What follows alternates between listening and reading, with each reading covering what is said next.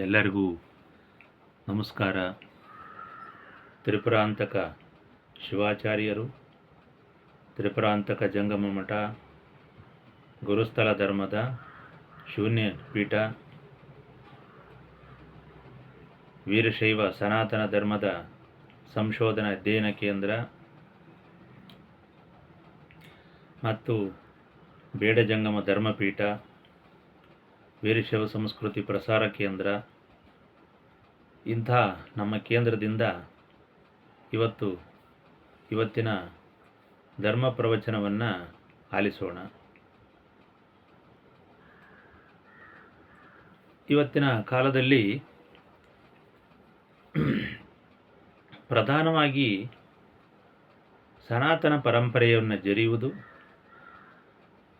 ಸನಾತನ ಧಾರ್ಮಿಕ ಜನಾಂಗವನ್ನು ಅಲ್ಲಗಳೆಯುವುದು, ಅದನ್ನು ಸಂಪೂರ್ಣವಾಗಿ ನಾಶವನ್ನೇ ಮಾಡಬೇಕು, ಆ ಧರ್ಮ ಅನ್ನೋದಿರಲೇಬಾರ್ದು, ಅದಿದ್ದರೆ ನಮಗೆ ಅಡ್ಡಿಯಾಗುತ್ತೆ, ಇದಿಲ್ಲದಿದ್ದರೆ ನಾವು ಹೇಗೆ ಬೇಕಾದರೂ ಸ್ವೇಚ್ಛಾಚಾರದಿಂದ ಇರಬಹುದು ಅಂತಕ್ಕಂಥ ಕ್ರೂರ ವಕ್ರದೃಷ್ಟಿ, ಕೆಳವರ್ಗಗಳ ಕ್ರೂರ ದೃಷ್ಟಿ, ಕಾಕದೃಷ್ಟಿ ಮೇಲ್ವರ್ಗದ ಜನರ ಮೇಲೆ ಬಿದ್ದುಬಿಟ್ಟಿದೆ. ಇದು ಯಾವ ಕಾರಣಕ್ಕೆ ಬಿತ್ತು ಅಂತಕ್ಕಂಥದ್ದು ಇದು ವಿಧಿ ನಿಯಮ ಅಂತ ಕಾಣಿಸುತ್ತೆ. ಆದರೆ ಇಂಥ ದುರ್ಬುದ್ಧಿ ಅಂತೂ ಧರ್ಮವನ್ನು ಖಂಡನೆ ಮಾಡ್ತಕ್ಕಂಥ, ಅವಹೇಳನ ಮಾಡ್ತಕ್ಕಂಥ ಇಂಥ ಒಂದು ದುರ್ಬುದ್ಧಿ ಕೆಳವರ್ಗದವರಿಗೆ ಬಂದಿದೆ. ಇದು ಖಂಡಿತ ಶುಭ ಸೂಚನೆಯಲ್ಲ. ಯಾವ ಧರ್ಮವು ಎಲ್ಲರನ್ನ ಎತ್ತಿ ಹಿಡಿದಿತ್ತೋ, ಇಡೀ ಜಗತ್ತನ್ನು ಕೆಳವರ್ಗದವರನ್ನು ವಿದ್ಯಾವಂತರನ್ನಾಗಿ ಮಾಡಿ ಬುದ್ಧಿವಂತರನ್ನು ಮಾಡಿ ಸುಶಿಕ್ಷಿತರನ್ನಾಗಿ ಮಾಡಿ ಸಂಸ್ಕಾರವಂತರನ್ನಾಗಿ ಮಾಡಿ ಉದ್ಧಾರ ಮಾಡಿ ಅವರಿಗೆ ಧರ್ಮ ಬೋಧನೆಯನ್ನು ಮಾಡಿ, ಕೆಲವರಿಗೆ ಲಿಂಗ ಧರಿಸಿ ಲಿಂಗವಂತರನ್ನಾಗಿ ಮಾಡಿ, ಕೆಲವರಿಗೆ ಸಾಮಾನ್ಯ ಶಿವಭಕ್ತರಾಗಿ ಮಾಡಿ, ಸಮಾಜದಲ್ಲಿ ನಾಗರಿಕತೆಯಿಂದ ಜೀವನ ಮಾಡಲಿಕ್ಕೆ ಅನುವನ್ನು ಮಾಡಿಕೊಟ್ಟಿತು. ಅಂತಹ ಧರ್ಮವನ್ನು ಈ ಕಾಲದಲ್ಲಿ ಆಧುನಿಕತೆಯ ಸೋಗಿನಲ್ಲಿ, ವಿಚಾರವಾದದ ಒಂದು ನೆಪದಲ್ಲಿ, ಶರಣರ ವಚನಗಳ ನೆಪದಲ್ಲಿ ಇವತ್ತು ಸನಾತನ ಧರ್ಮವನ್ನು ಅಲ್ಲಗಳೆಯಲಾಗ್ತಾ ಇದೆ, ಮೂಗು ಮುರಿಯಲಾಗ್ತಾ ಇದೆ. ಖಂಡಿತವಾಗಿಯೂ ಕೂಡ ಇದು 16,000 ವರ್ಷಗಳಿಂದ ಬಂದಂಥ ಧರ್ಮಕ್ಕೆ ಇವರು ದ್ರೋಹವನ್ನು ಮಾಡ್ತಾ ಇದ್ದಾರೆ.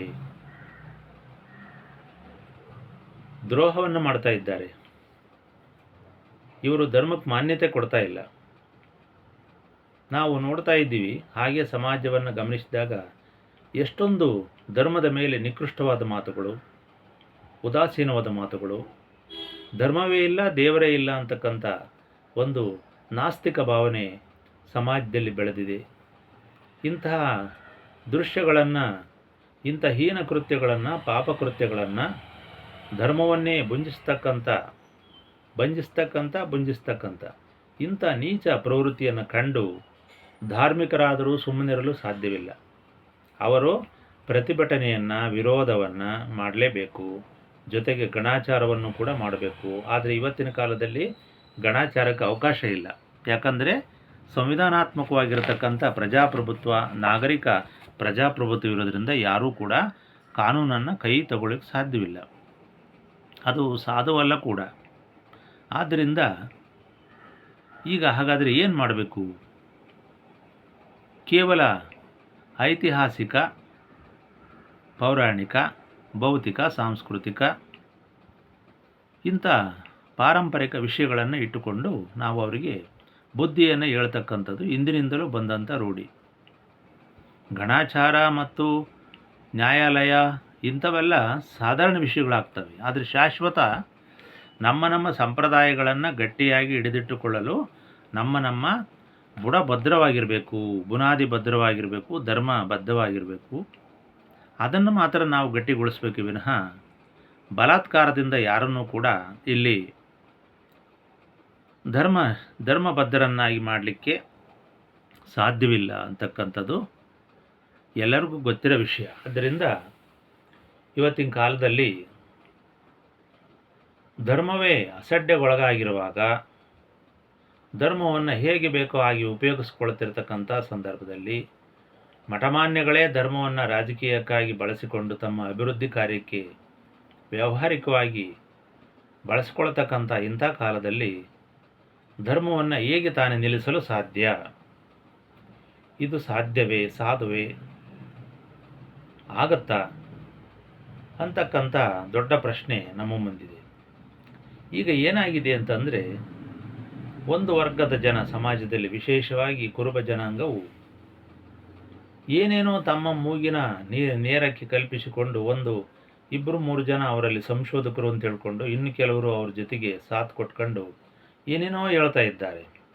ಅದು ನಮಗೆ ಬಹಳ ನ್ಯೂಸೆನ್ಸ್ ಆಗ್ತಾ ಇದೆ ಮತ್ತು ಮನಸ್ಸಿನಲ್ಲಿ ಏನೋ ಒಂದು ರೀತಿಯಾಗಿರತಕ್ಕಂಥ ಒಂದು ಹೊಸ ಅಲೆಯನ್ನು ಎಬ್ಬಿಸ್ತಾ ಇದೆ. ಅವ್ರ ದೃಷ್ಟಿಯಲ್ಲಿ ಅಲೆ ಎಬ್ಬಿಸುತ್ತೆ, ಅದು ನಮ್ಮ ದೃಷ್ಟಿಯಲ್ಲಿ ಎಬ್ಬಿಸಲ್ಲ, ಅದು ಬೇರೆ ಮಾತು.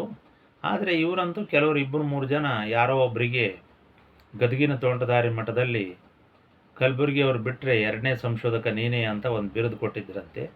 ಅದನ್ನು ಏನು ನೋಡಿಕೊಟ್ರೋ ಗೊತ್ತಿಲ್ಲ, ಅವ್ರ ಅನುಕೂಲಕ್ಕೆ ತಕ್ಕಂತೆ ಏನೋ ಕೊಟ್ಟಿರ್ತಾರೆ, ಅದಕ್ಕೆ ಉಬ್ಬಿ ಏನೇನೋ ಹೇಳ್ತಾ ಇದ್ದಾರೆ. ಆದರೆ ಅದು ತಪ್ಪು.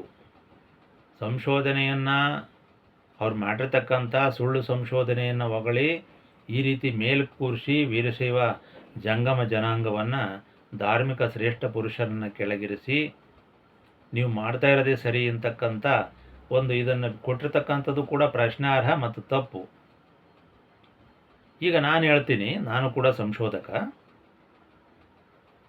ಕುರುಬ ಹುಟ್ಟೋದಕ್ಕಿಂತ ಮುಂಚೆ ಕುಲವಿಲ್ಲ, ಇದು ಭಾಳ ದೊಡ್ಡ ಮಂತ್ರವಾಗಿದೆ, ಅಸ್ತ್ರವಾಗಿದೆ ಅವರಿಗೆ. ಆದರೆ ನಮ್ಮ ವಾದ ಹೇಗೆ ರಂಭಾಪುರಿ ಪೀಠದಲ್ಲಿ ಮಾನವ ಧರ್ಮಕ್ಕೆ ಜಯವಾಗಲಿ, ಧರ್ಮದಿಂದಲೇ ವಿಶ್ವಕ್ಕೆ ಶಾಂತಿ ಅಂತ ಹೇಳ್ತಾರಲ್ಲ, ಹಾಗೆ ಜಂಗಮ ಹುಟ್ಟುವ ಮುಂಚೆ ಜಗತ್ತೇ ಇರಲಿಲ್ಲ ಅಂತಕ್ಕಂಥದ್ದು ಅದು ಬಹಳ ವೇದಾಗಮ ವಾಕ್ಯ, ಶ್ರುತಿವಾಕ್ಯ, ಸ್ಮೃತಿವಾಕ್ಯ ಮತ್ತು ನಿಜವಾಕ್ಯ, ವಾಸ್ತವ ವಾಕ್ಯ.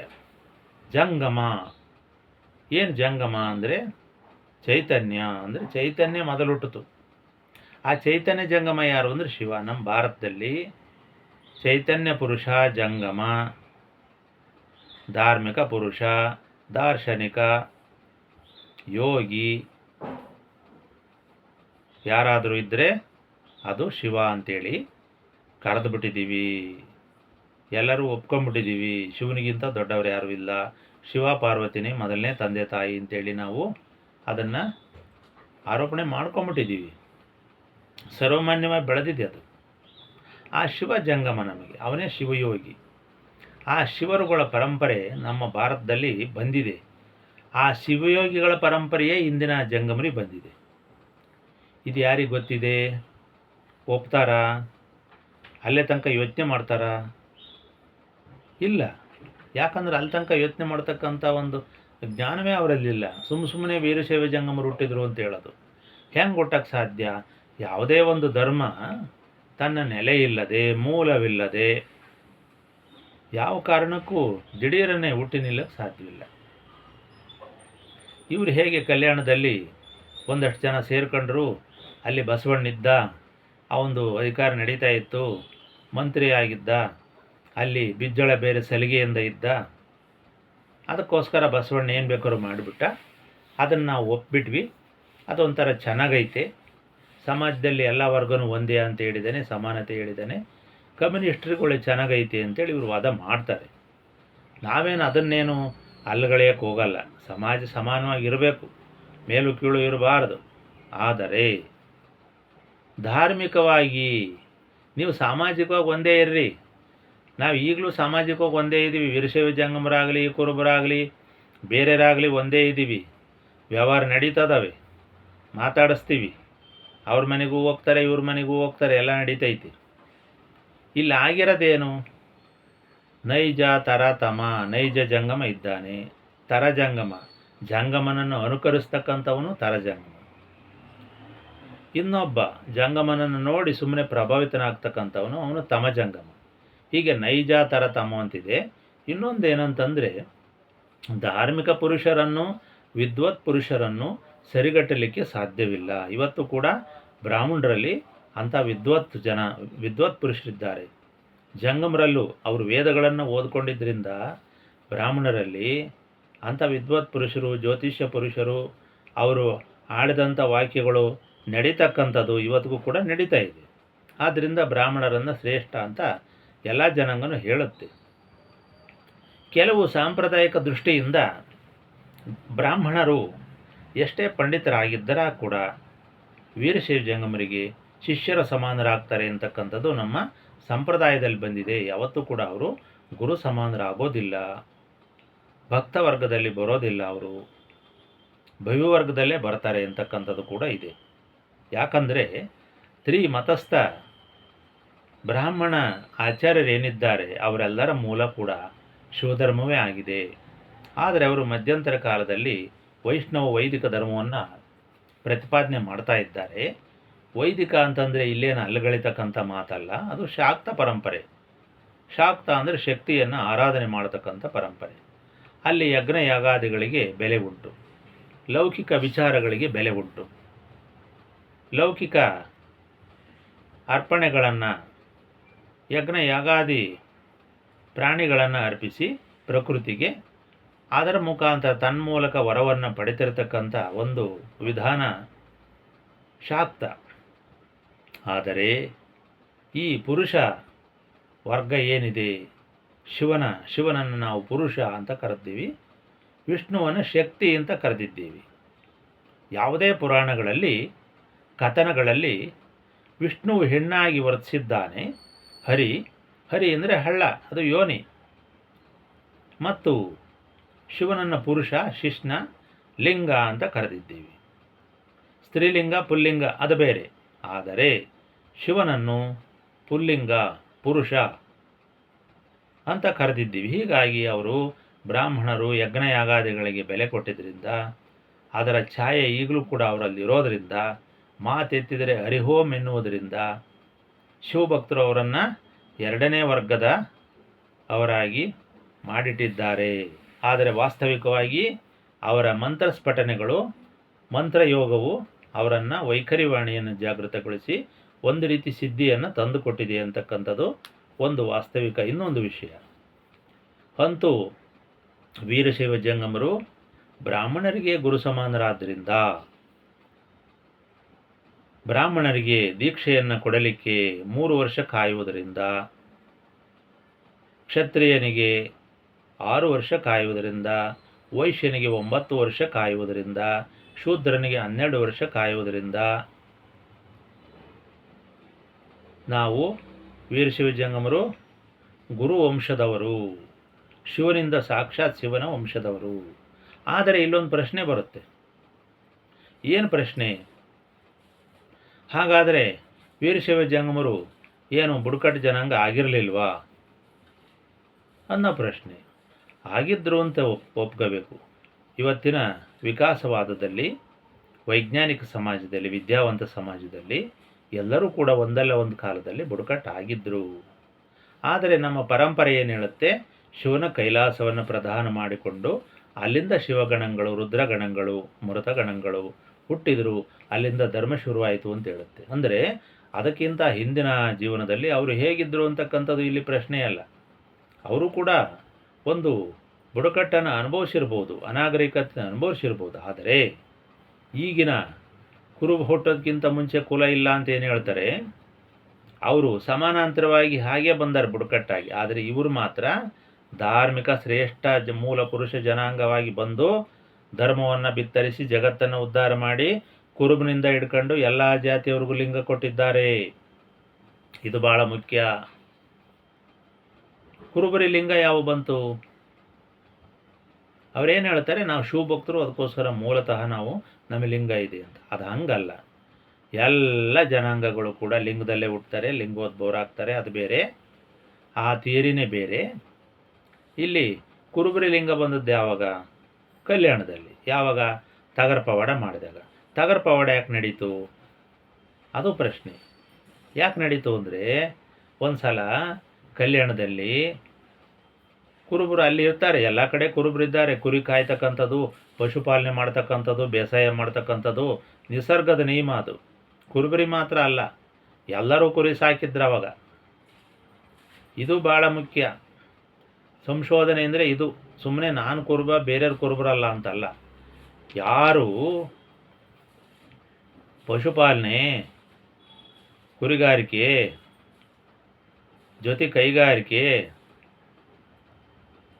ಮತ್ತು ಬೇಸಾಯ ಜೊತೆಗೊಂದು ಸ್ವಲ್ಪ ಧರ್ಮ ಇವೆಲ್ಲವೂ ಇರುತ್ತೆ. ಎಲ್ಲ ಜನಾಂಗದಲ್ಲೂ ಇದಿರುತ್ತೆ. ಕುರುಬರಿಗೂ ಇತ್ತು. ಕುರುಬರಿಗೆ ಕೈಗಾರಿಕೆ ಇರಲಿಲ್ವಾ? ಇತ್ತು. ಕುರುಬರು ಕಂಬಳಿ ಮಾರ್ತಿರ್ಲಿಲ್ವಾ? ಮಾರ್ತಾಯಿದ್ರು. ಕುರುಬರಿಗೆ ಏನು ತಿಳುವಳಿಕೆ ಇರಲಿಲ್ವಾ? ಅಲ್ಪ ಸ್ವಲ್ಪ ದೇವ್ರ ಮೇಲೆ ನಂಬಿಕೆ ಇತ್ತು. ಅವರ ವಾಸ್ತವ ಏನು? ಮಾಮೂಲಿ ಸಾಧಾರಣ ಜನಾಂಗವಾಗಿ ಮುಗ್ಧರಾಗಿ ಕುರಿ, ದನ, ಮೇಕೆ, ಪಶುಪಾಲನೆ, ಬೇಸಾಯ, ತಕ್ಕಟ್ಟು ಶಿವಭಕ್ತಿ ಇವೆಲ್ಲವನ್ನೂ ಇಟ್ಕೊಂಡು ಅವರು ಬಂದರು. ಇತರ ಜನಾಂಗನೂ ಹಂಗೆ ಬಂದರು. ಕೇವಲ ಕುರುಬರನ್ನ ನಾವು ಕುರುಬರು ಮಾತ್ರ ಇಲ್ಲಿ ಎತ್ಕಟ್ಟಿ ಬೇರೆಯವ್ರನ್ನ ಏನು ಗೊತ್ತಿರಲ್ಲ ಕುರುಬರು ಮುಖ್ಯ ಅಂತ ಹೇಳಲಿಕ್ಕೆ ಇಲ್ಲಿ ಬರೋದಿಲ್ಲ. ಆದ್ದರಿಂದ ಕುರುಬರಿ ಲಿಂಗ ಬಂದಿದ್ದು ಯಾವಾಗ ಅಂತಂದರೆ ಇವರು ಕುರಿ ಹಾಲನ್ನು, ದನಗಳ ಹಾಲನ್ನು ಮಾರಿಕೊಂಡು, ವಿಶೇಷವಾಗಿ ಹಾಲು ಬೇಕಾದಷ್ಟು ಇದ್ದಿದ್ದರಿಂದ ಅವರಿಗೆ ಹಾಲು ಮತ ಅಂತಕ್ಕಂಥ ಒಂದು ಬಂದಿದೆ. ಕುರುಬರು ಹಾಲು ಮತ ಅಂತ ಬಂದಿದೆ. ಅದರಲ್ಲಿ ಒಂದು ಕರೆದ್ರೆ ಸಾಕು. ಕುರುಬರು ಅಂತ ಕರ್ಕೊಳ್ಳಿಕ್ಕೆ ಹೇಸಿಗೆ ಆಗಿ ಇತ್ತೀಚೆಗೆ ಕೆಲವರು ಕುರುಬ ಹಾಲು ಮತ ಅಂತ ಎರಡನ್ನೂ ಸೇರಿಸ್ತಾರೆ. ಸೇರಿಸ್ಕೊಳ್ಳಿ, ಅವರಿಷ್ಟ. ಆದರೆ ಒಂದು ಸಲ ಕಲ್ಯಾಣದಲ್ಲಿ ಬಹಳ ಜೋರು ಮಳೆ ಬಂದು ಕುರಿಗಳು ಬಯಲಲ್ಲಿದ್ದರಿಂದ ಪಾಪ ಸತ್ತೋಗ್ತವೆ. ಏನು ಗುಡುಗು ಸಿಡ್ಲು ಮಿಂಚು ಬಂತೋ ಏನು ಬಂತೋ ಒಟ್ಟಿನ ಸತ್ತೋದ್ವು. ಭಾಳ ಅಧಿಕ ಸಂಖ್ಯೆಯಲ್ಲಿ ಸತ್ತೋಗಿದ್ದರಿಂದ ಏನು ಮಾಡಿದರು, ಈಗ ಅವನ್ನ ಮಾರಬೇಕಲ್ಲ ಮಾಂಸನ. ಏನು ಕುರುಬರು ಕೇವಲ ಹಾಲು ಮಾತ್ರ ಅಂದರೆ ಬರೀ ಹಾಲು ಮಾತ್ರ ಮಾರ್ತಾ ಇದ್ರಾ? ಇಲ್ಲಿ ಪ್ರಶ್ನೆ ಉದ್ಭವ ಆಗುತ್ತೆ. ಮಾಂಸವನ್ನು ಮಾರ್ತಾ ಇದ್ರು, ಮಾಂಸ ಮತ ಅಂತ ಹೇಳಕ್ಕೆ ಬರಲ್ವಾ? ಆದ್ದರಿಂದ ಇಂಥ ಪ್ರಶ್ನೆಗಳು ಬೇಕಾದಷ್ಟಿದ್ದಾವೆ. ಯಾರು ಹೇಳ್ತಾ ಇಲ್ಲ, ತಲೆಗೆ ಹೊಳಿತಾ ಇಲ್ಲ, ಸುಮ್ಮನೆ ಆಡಿದ್ದೇ ಆಟ ಆಗೈತೆ. ಆಗ ಈ ಕಲ್ಯಾಣದ ಪಟ್ಟಣದೊಳಗಡೆ ಇವರು ಹಾಲು ಮಾರಕ್ಕೆ ಅಂತ ಗಡಿಗೆಗಳನ್ನು ಹೊತ್ಕೊಂಡು ಬರ್ತಾರೆ. ಅದ್ರ ಜೊತೆಗೆ ಒಂದೊಂದು ಕುರಿನೂ ನೇತಾಕೊಂಬತ್ತಾರೆ ಆ ಹೆಗಲ ಮೇಲೆ, ಸತ್ ಕುರಿನ. ಇದನ್ನು ನೋಡ್ತಾರೆ ಕಲ್ಯಾಣದಲ್ಲಿ ಶರಣರು ಜನಗಳು. ನೋಡಿ, ಅರೆ ಇದೇನು ಇವ್ರಿಗೆ ಬುದ್ಧಿ ಇಲ್ವಾ? ಒಂದು ಕಡೆ ಹಾಲು ಮಾರೋದೇನು? ಲಿಂಗವಂತರಿಗೆ ಹಾಲು ಮಾರಕ್ಕೆ ಬಂದಿರೋದು ಇವರು. ಲಿಂಗವಂತರು ಅಂದರೆ ಮಾಂಸಾಹಾರಿಗಳಲ್ಲ, ಅಹಿಂಸಾವಾದಿಗಳು. ಮಾಂಸವನ್ನು ದೂರಿಟ್ಟು ಲಿಂಗ ಕಟ್ಟಿಗೆಬೇಕು. ಇಂಥದ್ರಲ್ಲಿ ಇವರು ಬಂದು ಕುರಿ ಮಾಂಸವನ್ನು ಸತ್ ಕುರಿ ಮಾರಕ್ಕೆ ಬಂದರೆ ಅದೆಷ್ಟು ಅಸಹ್ಯ, ನೊಣ ಮುತ್ಕೊಂಡಿರ್ತವೆ. ಯಾವ ಕುರಿ ಯಾವ ರೋಗದಿಂದ ಇರುತ್ತೋ, ಜೊತೆಗೆ ಹಾಲಿನ ಗಡಿಗೆನೂ ಇಟ್ಕೊಂಡರೆ. ಈಗಿನ ಕಾಲದಂಗೆ ಅವಾಗೇನು ಮುಚ್ಚುಳುಗಳಿಲ್ಲ, ಮತ್ತೊಂದಿಲ್ಲ, ಯಾವುದೂ ಇಲ್ಲ. ಅಂತೂ ಶರಣರು ನೋಡಿ, ಅರೆ ಇವ್ರಿಗೆ ಅಗದಿ ಬುದ್ಧಿ ಇಲ್ಲ, ಸ್ವಲ್ಪನೂ ತಿಳುವಳಿಕಿಲ್ಲ, ಇವ್ರಿಗೆ ನಾಗರಿಕತೆ ಕಿಂಚಿತ್ತೂ ಇಲ್ಲ, ಯಾವುದ್ರ ಜೊತೆ ಏನು ಮಾಡಬೇಕು ಅನ್ನೋದು ಕೂಡ ಇವ್ರಿಗೆ ಗೊತ್ತಿಲ್ಲ. ಮೊದಲು ಇವ್ರನ್ನ ಕಲ್ಯಾಣದಿಂದ ಹೊರಗಾಕ್ರಿ, ಬಹಿಷ್ಕಾರ ಹಾಕ್ರಿ ಅಂತ ಹೊರಗಟ್ಟಿಬಿಡ್ತಾರೆ ಕಲ್ಯಾಣದಿಂದ. ಆಗೇನಾಗುತ್ತೆ, ಇವ್ರಿಗೆ ಗುರು ರೇವಣಸಿದ್ದರು. ಇವ್ರಿಗೆ ಸಪೋರ್ಟಿಗೆ ಬಂದರೆ ಯಾರು? ರೇವಣಸಿದ್ದರು. ಅದು ವೀರಶೈವ ಆಚಾರ್ಯ ರೇವಣಸಿದ್ದರು. ಅಲ್ಲೇ ಕಲ್ಯಾಣದಲ್ಲೇ ಇರ್ತಾರೆ ಅವರು. ಒಂದು ಕಡೆ ಶರಣರು ದಂಡಿರುತ್ತೆ. ಶರಣರು ಅಂತಂದರೆ ಏನೆಲ್ಲ ಒಂದೇ ಕಡೆ ಇರಲ್ಲ, ಅವ್ರವ್ರ ಕಾಯಕ ಅವ್ರು ಮಾಡ್ಕೊಂಡಿರ್ತಾರೆ. ಬಸವಣ್ಣ ಇಲ್ಲಿ ಕಲ್ಯಾಣದಲ್ಲಿ ಬಿಜ್ಜುಣ್ಣನ ಮಂತ್ರಿ ಆಗಿರ್ತಾನೆ, ಅವನ ಕೆಲಸ ಅವನು ಮಾಡ್ತಿರ್ತಾನೆ. ಇತರೆ ಜನ ಇತರೆ ಕೆಲಸ ಮಾಡ್ತಿರ್ತಾರೆ.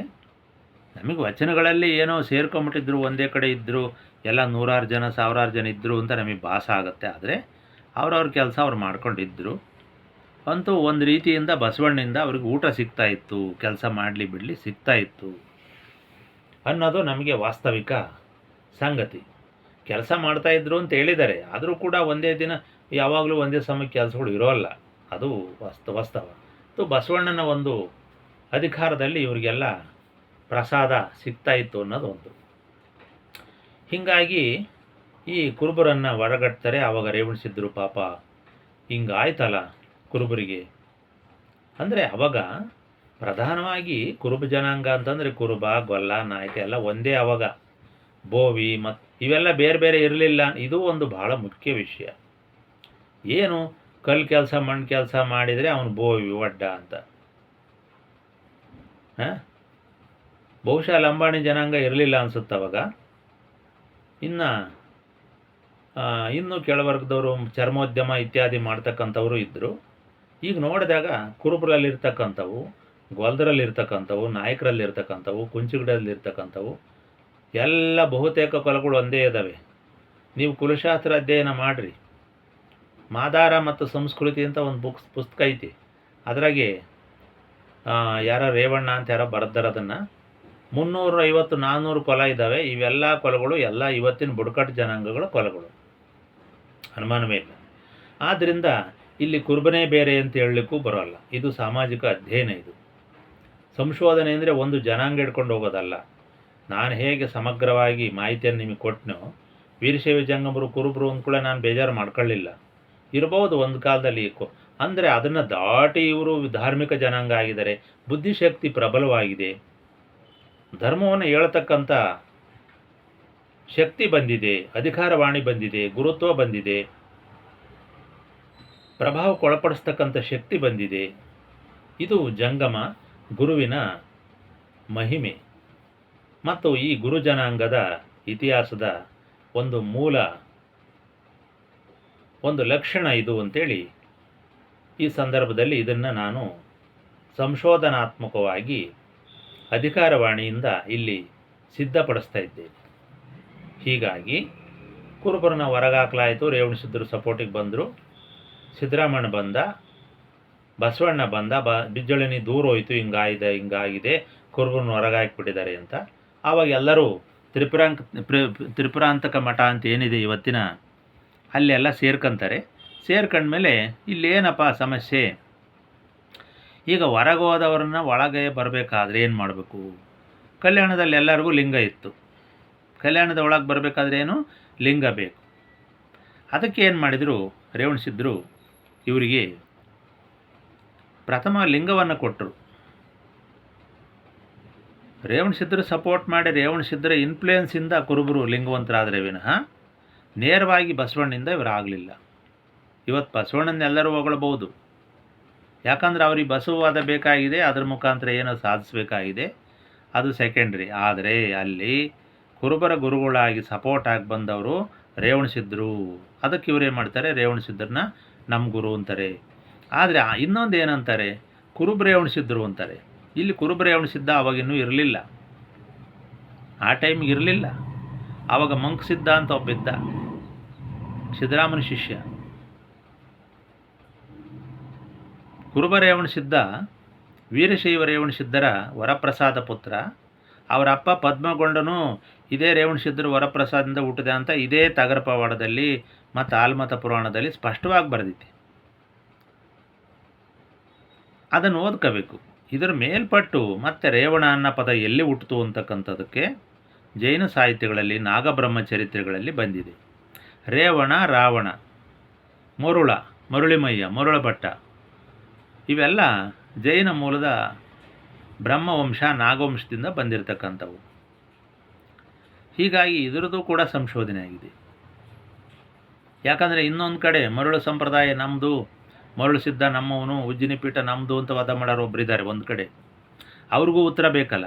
ಅದರಿಂದ ಈ ಎಲ್ಲದಕ್ಕೂ ಪರಿಹಾರವನ್ನು ಪಾಪ ಬಸವರಾಜ್ ತೂಲಳ್ಳಿಯವರು ಕಂಡುಹಿಡಿದಿದ್ದಾರೆ. ಅದನ್ನು ಎಷ್ಟರ ಮಟ್ಟಿಗೆ ಅದನ್ನು ಒಪ್ಕೊತಾರೆ ಅನ್ನೋದು ಪ್ರಶ್ನೆ. ಒಪ್ಕೊಳ್ಳಿ ಬಿಡಲಿ, ಸಂಶೋಧನೆನೇ ಅದು. ಯಾರು ಒಪ್ಪಿದ್ರೇನು ಬಿಟ್ಟರೇನು, ಅದು ನಿಷ್ಠುರವಾಗಿದೆ, ಸತ್ಯನಿಷ್ಠವಾಗಿದೆ. ಸತ್ಯಕ್ಕಿಂತ ದೊಡ್ಡವರೇನು ಇವತ್ತಿನ ಯಾವ ದೊಡ್ಡ ಮಠಗಳು ಅಲ್ಲ. ಸಂಶೋಧನೆಯನ್ನು ಎಲ್ಲರೂ ಸುಮ್ಮನೆ ಒಪ್ಕೋಬೇಕು. ಅವ್ರು ಒಪ್ಕೊಳ್ಳಿಲ್ಲ ಅಂದರೂ ಸಮಾಜ ಒಪ್ಪುತ್ತೆ. ಸಂಶೋಧನೆ ಮಾಡುವಾಗಲೇ ಅದು ಒಪ್ಪಿತವಾಗಿರುತ್ತೆ.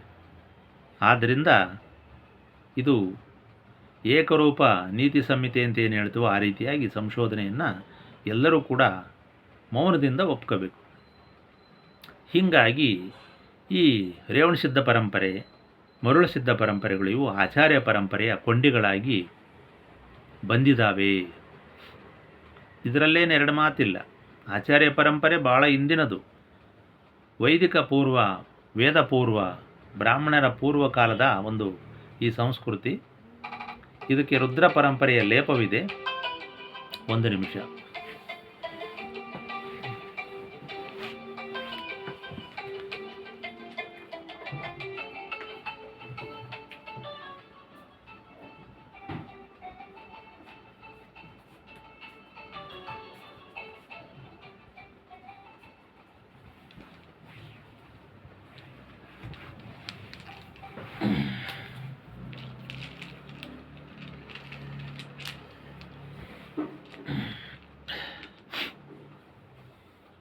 ಕ್ಷಮೆ ಇರಲಿ. ಅಂತೂ ಈ ವೀರಶೈವ ಸನಾತನ ಪರಂಪರೆಯ ಬಗ್ಗೆ ಕುರುಬರನ್ನು ಅಶಿಕ್ಷಿತ ಅಥವಾ ಪರಿಶಿಷ್ಟ ಕುರುಬರನ್ನು ಇಂದಿಗೂ ಕೂಡ ಲಿಂಗವಿಲ್ಲದೆ ಉಳಿದಿರತಕ್ಕಂಥ ಬುಡಕಟ್ಟು ಕುರುಬರನ್ನು ಹೋಲಿಸ್ತಕ್ಕಂಥದ್ದು ಎಷ್ಟೂ ಕೂಡ ಸಮಂಜಸವಾದ್ದಲ್ಲ. ಎಲ್ಲ ಜನಾಂಗಕ್ಕೂ ಬೆಲೆ ಇದೆ ನಾಗರಿಕ ಸಮಾಜದಲ್ಲಿ, ಅದು ಬೇರೆ. ವಿದ್ಯಾವಂತರಾಗಿದ್ದಾರೆ, ಬುದ್ಧಿವಂತರಾಗಿದ್ದಾರೆ, ಸಂಶೋಧನೆ ಏನು ಅಂತ ಅವರು ಕೂಡ ಪ್ರಯತ್ನ ಮಾಡ್ತಕ್ಕಂಥವರಾಗಿದ್ದಾರೆ ವಿನಃ ಅಲ್ಲಿ ತನಕ ಅವ್ರು ರೀಚ್ ಆಗಿಲ್ಲ ಅಂತಕ್ಕಂಥದ್ದು ಇಲ್ಲಿ ಗೊತ್ತಾಗ್ತಾ ಇದೆ. ಯಾವುದೋ ಮಠದವರು ಕರೆದುಬಿಟ್ಟು ತಮ್ಮ ಪ್ರತಿಷ್ಠೆಗೆ, ವೀರಶೈವ ಜಂಗಮರ ಮೇಲಿನ ಸಿಟ್ಟಿಗೆ, ದ್ವೇಷಕ್ಕೆ ಒಂದು ಪ್ರಶಸ್ತಿ ಕೊಟ್ಟು ಕೂಡಲೇ ಅದು ಭಾಳ ಗನಂದಾರಿ ಆಗೋದಿಲ್ಲ.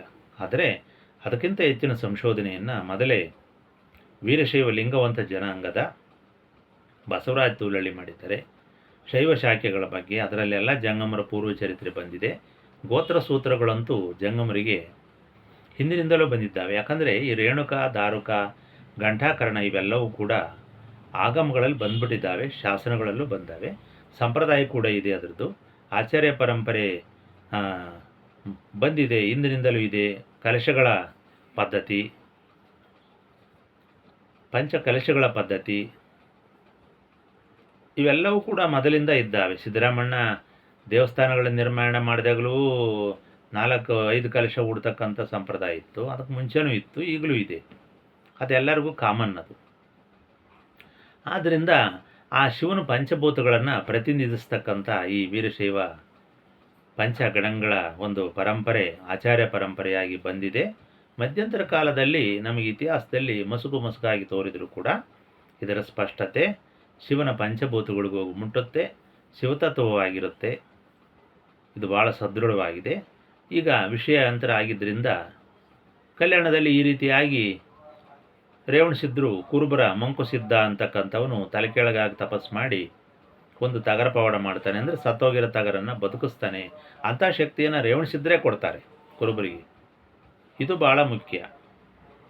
ಸ್ವಶಕ್ತಿಯಿಂದ ಕುರುಬರು ತಗರ ಪವಾಡ ಮಾಡಲ್ಲ. ಅಂತೂ ಏನೋ ಒಂದು ರೀತಿಯಾಗಿ ಅಲ್ಲಿ ತಗರ ಪವಾಡ ಅಂತ ಒಂದು ಕತೆ ಸೃಷ್ಟಿಯಾಗಿದೆ. ತನ್ನ ಮುಖಾಂತರ ರೇವಣಸಿದ್ಧರು ಕುರುಬರಿಗೆ ಲಿಂಗಧಾರಣೆ ಮಾಡಿದ್ದಾರೆ. ಆಗ ಲಿಂಗಧಾರಣೆ ಯಾವಾಗ ಮಾಡಿದರೂ ಅವರು ಸುಶಿಕ್ಷಿತರಾದರು. ಆಗ ಮಾಂಸಾಹಾರವನ್ನು ಬಿಡಿಸಿದರು. ಅಲ್ಲಿಗ ಹತ್ತಿ ಕಂಕಣ, ಉಣ್ಣೆ ಕಂಕಣ ಅಂತ ಒಂದು 2 ಸಂಪ್ರದಾಯಗಳು ಬಂದು ಅವರಿಬ್ಬರಿಗೆ ಲಿಂಗಧಾರಣೆಯನ್ನು ಮಾಡ್ತಾರೆ. ಅಲ್ಲಿಂದ ಮುಂದಕ್ಕೆ ಲಿಂಗವಂತರಾಗ್ತಾರೆ ವಿನಃ ಅದಕ್ಕಿಂತ ಹಿಂದೆ ಕುರುಬರು ಲಿಂಗವಂತರಾಗಿದ್ದರು ಅಂತಕ್ಕಂಥದಕ್ಕೆ ಯಾವುದೇ ರೀತಿಯಾಗಿರ್ತಕ್ಕಂಥ ಆಧಾರಗಳು ಇಲ್ಲ. ಸಾಮೂಹಿಕವಾಗಿ ಈಗ ಲಿಂಗಧಾರಣೆಯಾಗಿದ್ದಾಗ ಆವಾಗಿಂದ ಕುರುಬರ ಕೆಲವು ಕೊಲಗಳು ಲಿಂಗವಂತರಾಗಿ ಬಂದರು. ಈಗ ಮಂಕುಸಿದ್ಧನ ಪರಂಪರೆ, ಅಮೋಘ ಸಿದ್ಧನ ಪರಂಪರೆ, ಆಮೇಲೆ ಸಿದ್ದರಾಮನ ಪರಂಪರೆ, ಇವೆಲ್ಲ ಶಾಂತಯಿಂ ಪರಂಪರೆ, ಶಾಂತ ಪರಂಪರೆ ಅಂತ ಒಂದೈತಿ. ಇದು ರೇವಣಸಿದ್ಧ ಶಿಷ್ಯ ಇನ್ನೊಬ್ಬ ಕುರುಬ ರೇವಣಸಿದ್ಧ ಇದಾನೆ ಅಂತ ಹೇಳಿದ್ನಲ್ಲ, ಅವನಿಂದ ಬಂದಂತು ಈ 3-4 ಪರಂಪರೆಗಳು ಇದ್ದಾವೆ. ಈಗ ಕುರುಬರ ಮಠಗಳು ಇದ್ದಾವೆ. ಆದರೆ ಅಲ್ಲೇನಾಗಿದೆ ಅಂದರೆ ಅವರು ಕುರುಬರೊಳಗೆ ಹೆಣ್ಣು ತರೋದು, ಕೊಡೋದು ಮಾಡ್ತಾರೆ. ವೀರಶೈವ ಜಂಗಮರು ಹಂಗಲ್ಲ. ಗೋತ್ರ ಸೂತ್ರಗಳನ್ನು ಅನುಸರಿಸಿ ಅವರು ತಮ್ಮ ಜಂಗಮರಲ್ಲೇ ತಮ್ಮ ಪೀಠವನ್ನು ಬಿಟ್ಟು ಇನ್ನು 4 ಪೀಠಗಳಲ್ಲಿ ಅವರು ವೈವಾಹಿಕ ಸಂಬಂಧವನ್ನು ಮಾಡ್ಕೊತಾರೆ. ಅದು ಹಿಂದಿನಿಂದ ಬಂದಂಥ ಪದ್ಧತಿ. ಸಿಕ್ಕ ಜಾತಿಗಳಲ್ಲಿ ವೀರಶೈವ ಜಂಗಮರು ಮದುವೆಗಳನ್ನು ಮಾಡ್ಕೊಳ್ಳೋದಿಲ್ಲ. ಇದು ಬಹಳ ಮುಖ್ಯ. ಯಾವುದೇ ಕಾರಣಕ್ಕೂ ಗೋತ್ರ ಸೂತ್ರಗಳನ್ನು ಬಿಟ್ಟು ಇತರೆ ಜಾತಿಗಳಲ್ಲಿ ಮಾಡ್ಕೊಳ್ಳೋದಿಲ್ಲ. ಹಾಗೇನಾದ್ರು ಮಾಡ್ಕೊಂಡಿದ್ದಾದರೆ ಅನಿವಾರ್ಯ ಪ್ರಸಂಗಗಳಲ್ಲಿ ಈ ಪ್ರೇಮ ವಿವಾಹ ಅಥವಾ ಹೆಣ್ಣು ಸಿಗಲೇ ಇಲ್ಲ ಅಂತಕ್ಕಂಥ ಪಕ್ಷದಲ್ಲಿ ಯಾರೋ ಒಬ್ಬರು ಬೆರಳೆಣಿಕೆಯಷ್ಟು ಜನ ಮಾಡ್ಕೊಂಡಿರ್ಬೋದು. ಬಿಟ್ಟರೆ ಶಾಸ್ತ್ರೋಕ್ತವಾಗಿ ಪದ್ಧತಿ ರೀತಿ ಯಾವ ಜಂಗಮರು ಕೂಡ ಇತರೆ ಜಾತಿಯಲ್ಲಿ ಮದುವೆ ಮಾಡ್ಕೊಳ್ಳಲ್ಲ. ಇಂಥ ಒಂದು ಸಂಪ್ರದಾಯ ಇದೆ. ಆದ್ದರಿಂದ ವೀರಶೈವ ಜಂಗಮರು ಕೂಡ ಹಿಂದೆ ಯಾವುದೋ ಕಾಲದಲ್ಲಿ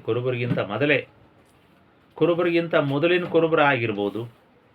ಅಂದರೆ ಕುರುಬ ಅನ್ನೋದನ್ನೇ ನಾನು ಎತ್ತಿ ಹೇಳೋಕ್ಕೆ ಹೋಗಲ್ಲ, ಯಾಕಂದರೆ ಅದು ಹೇಳಿದ ಕೂಡ ಮತ್ತೆ ಇವರು ಹಠದ ಮೇಲೆ ಹೋಗಿ ಕೂತ್ಕೊಂತಾರೆ. ಅದಕ್ಕೆ ನಾನು ಅದನ್ನು ಹೇಳೋಕ್ಕೆ ಹೋಗಲ್ಲ. ಹಿಂದೆ ಅನಾಗರಿಕ ಸ್ಥಿತಿಯಿಂದ ನಾಗರಿಕ ಸ್ಥಿತಿ ಬಂದಿದೆ ಅನ್ನೋದು ಅಷ್ಟೇ ಹೇಳ್ತೀನಿ, ಬಿಟ್ಟರೆ ಇಲ್ಲಿ ಕುರುಬ ಅಂತಕ್ಕಂಥದ್ದು ಹೇಳೋಕ್ಕೆ ಹೋಗಲ್ಲ. ಆದರೆ ಧಾರ್ಮಿಕ ಪರಿಭಾಷೆಯಲ್ಲಿ ಜಂಗಮ ಅಂತ ಬಂದ್ಬಿಟ್ಟಿದೆ. ಅದು ಚೈತನ್ಯ ಸ್ವರೂಪು, ಧಾರ್ಮಿಕ ಪರಿಭಾಷೆ ಅದು. ಅದನ್ನು ನಾವು ಉಚ್ಚಾರಣೆ ಮಾಡಬೇಕು ಧರ್ಮದ ವಿಷಯದಲ್ಲಿ. ಅದೇ ರೀತಿ ಬುಡಕಟ್ಟು ಜನಾಂಗಗಳು ಒಂದು ಮಂತ್ರ ಇಟ್ಕೊಂಡಿದ್ದಾವೆ, ಅದೇ ಕುರುಬ ಮಂತ್ರ. ಇಷ್ಟೇ ಇದರ ಊರಣ. ಆದ್ದರಿಂದ ಇಷ್ಟು ಹೇಳ್ತಾ ಮುಂದಿನ ಇನ್ನೊಂದು ವಿಡಿಯೋವನ್ನು ಬೇಕಾದ್ರೆ ನಾಳೆ ಮಾಡೋಣ. ಇಲ್ಲಿಗೆ ಸಾಕು, 30 ನಿಮಿಷದ ಒಂದು ವಿಡಿಯೋ ಸಾಕು. ಈಗ ಮುಕ್ತಾಯ ಮಾಡೋಣ.